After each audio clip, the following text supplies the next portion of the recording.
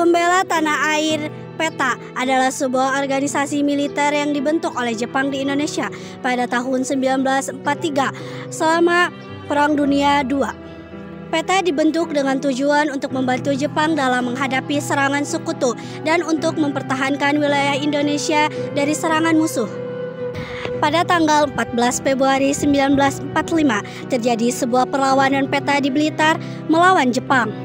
Apa yang sebenarnya terjadi pada masa pemerintahan Jepang di Indonesia sehingga melatar belakangi perlawanan tersebut? Bagaimana perlawanan tersebut dilakukan? Dan bagaimana hasil perlawanan tersebut? Bahkan rumor menyatakan bahwa salah satu pimpinan Indonesia pada perlawanan di Blitar menghilang tanpa jejak. Semua itu akan dijelaskan oleh rekan-rekan saya.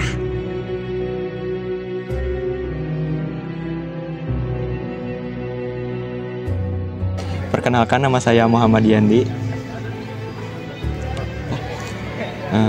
Jadi peristiwa yang terjadi pada tanggal 14 Februari 1945 di Blitar itu dilatar belakangi oleh adanya rasa prihatin dari prajurit pembela tanah air atas penderitaan dan kesengsaraan rakyat Indonesia akibat penindasan yang dilakukan Jepang. Kebijakan-kebijakan yang dilakukan pemerintah Jepang seperti pengumpulan hasil padi, pengerahan Romusa, semua dilakukan tanpa menilai adanya nilai-nilai kemanusiaan.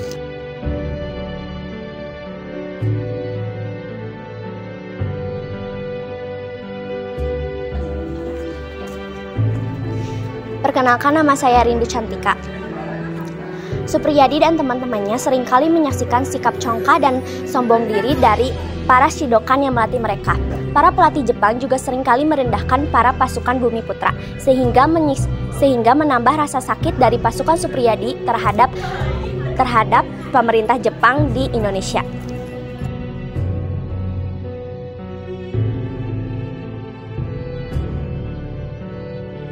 Perkenalkan, nama saya Reza Fahrizal.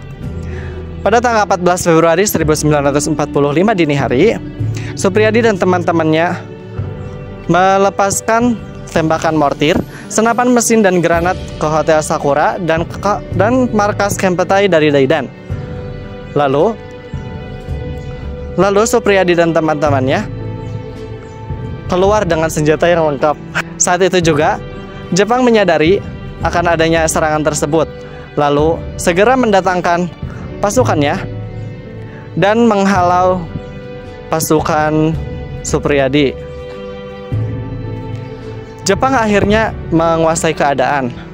Lalu pemimpin tentara Jepang menyerukan kepada anggota PETA agar kembali ke satuannya.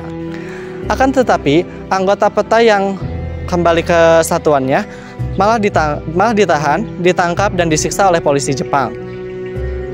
Kemudian, Jepang juga menyerukan kepada anak buah Supriyadi agar menyerah dan kembali ke induk satuannya. Namun, ada yang kembali dan ada yang tetap melakukan perlawanan.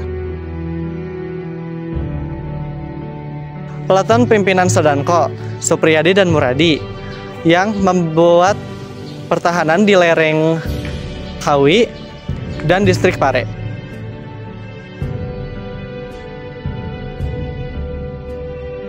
Perkenalkan, nama saya Nur Aini.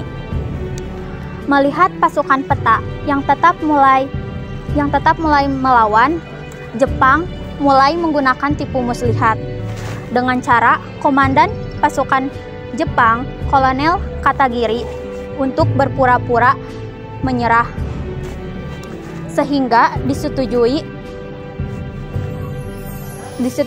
pasukan PETA dan pada akhirnya kembali ke Daidan.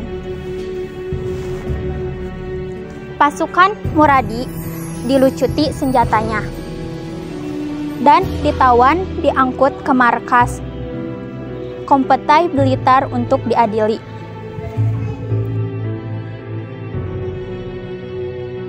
Pertama, Muradi menyerah dan dijatuhi hukuman mati beserta para tokoh lainnya seperti Ismail, Supargono, Halirmu Mangkudijoyo, Tunandro.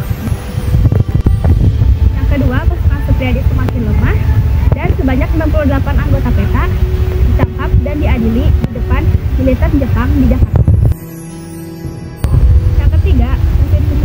jelas dan tidak muncul dalam persidangan.